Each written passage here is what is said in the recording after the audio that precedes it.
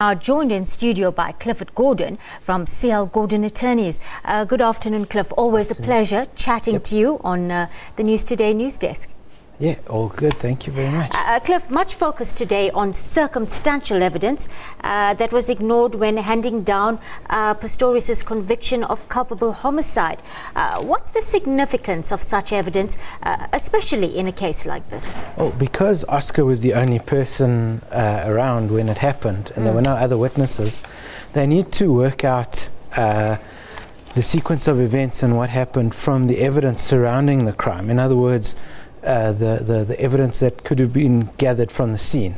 So that would actually help the state in proving their case, or actually possibly help the defense in getting Oscar.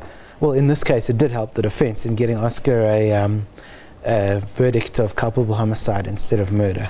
All right, it's a real clash of the titans here, isn't it, Cliff? We're talking about the two sharpest legal minds, one of the two sharpest legal minds in the country. And we've been listening to proceedings for most of the morning. How strong a case does the state really have at this point, do you think? Well, considering that the Supreme Court of Appeal judges gave Advocate Rue a lot more grilling than they did to Advocate Nell. Yes. I would say that the state actually has quite a strong case, because they needed more convincing from Advocate Rue to see the to get his point across in their eyes. Some criminal experts argue that the facts of this case really do point to murder or indicate murder. I mean, shooting 4 shots through a closed bathroom door, knowing that there's somebody on the other side, and that somebody is not really attacking you at that point. Well, does that not really equate to murder? And that really cuts to the heart of this case, doesn't it, Cliff? Well, yes, and that's in essence what was argued this morning in front of the Supreme Court of Appeal. Was Oscar's state of mind such that he was negligent, or was Oscar's state of mind such that he actually intended to kill? It all really goes down again back to the circumstances. Were the circumstances shooting 4 shots or 5 shots through the door enough to take him over that boundary between negligence and actual reckless disregard for any consequences, and turn that into dolus eventualis and turn that into murder? All right, Cliff. Reports now that the defense might try to use South Africa's law on double jeopardy. That's being tried twice on the same charges with no new evidence following a conviction, which we understand is not permissible under South African law.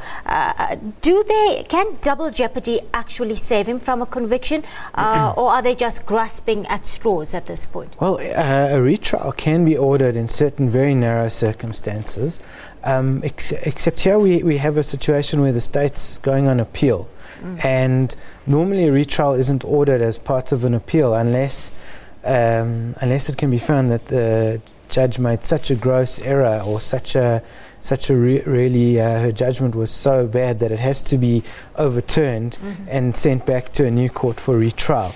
And that would normally be a review situation and not an appeal. So I don't believe that the Supreme Court of Appeal will order a retrial in this particular case. All right. What are some of the factors that the judges will be looking for when making a decision of this nature, Cliff? Well, they have to look at the law surrounding dolus eventualis and how it's been applied previously. They have to look at how strong the state's case was, how strong the state's argument was, and weigh that up obviously against the argument of the defense, and to see and then again apply the evidence.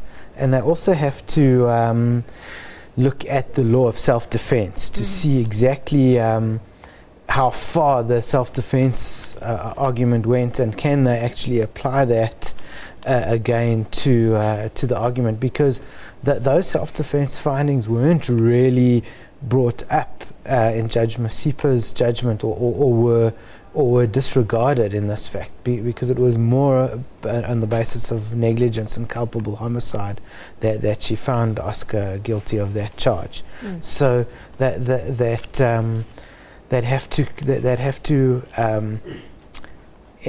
might even have to go back on the factual evidence, even though it's not strictly speaking applicable, but they might have to reapply the law to the facts. Thank you, Cliff. That was Clifford Gordon joining us from CL Gordon Attorneys. Moving on to other news now. 3 police officers